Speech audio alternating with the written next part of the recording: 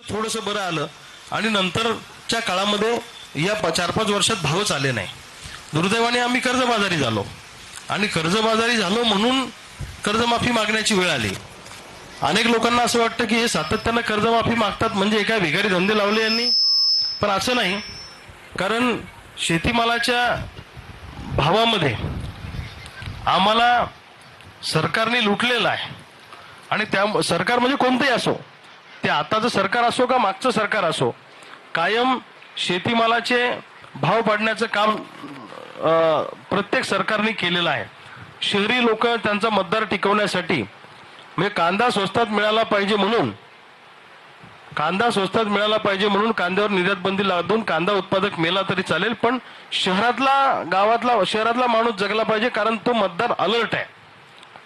तर मला असं वाटतं की ही जी सरकारची भूमिका आहे, तर ही भूमिका सरकारने बदलली पाहिजे. फोन घेतो. हा, आणि आमच्या आता प्रमुख मागण्या मी गिरीश भाऊंना सांगतो. जी मी आता पहिली मागणी सांगितली, 2019च्या कर्जमाफीतील 50,000 रुपयाच्या मर्यादेची अट रद्द करून सर्व शेतकऱ्यांना सरसकट 2 ते 5 लाख रुपयापर्यंत कर्जमाफी देण्यात यावी. 2 लाखाचा आकडा पण आम्हाला मान्य नाही. शेतकऱ्यांना किमान 5 लाख करावे, आमचं म्हणणं सरसकटच करावे. पण त्यातल्या त्यात जर करता आलं तर 5 लाख रुपयापर्यंत जरी झालं तर बऱ्यापैकी शेतकऱ्यांना लाभ मिळू शकतो. दुसरा भाऊ, पीक विमा योजनेतील शेतकरी विरोधी जाचक रद्द करून 1 रुपयामध्ये जी पीक विमा योजना सुरू होती ती योजना पुन्हा.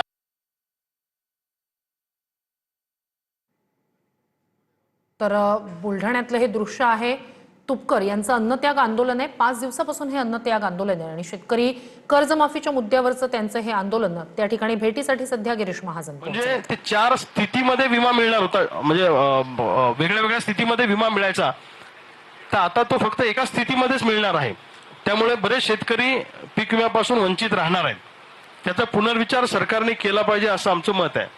दुसरं, सन 2024-25चा महाराष्ट्रातील शेतकऱ्यांचा रखडलेला हक्काचा पीक विमा दिला पाहिजे अशी आमची भावना आहे. आता याच्यातलं तुम्हाला जर उदाहरण सांगायचं झालं भाऊ,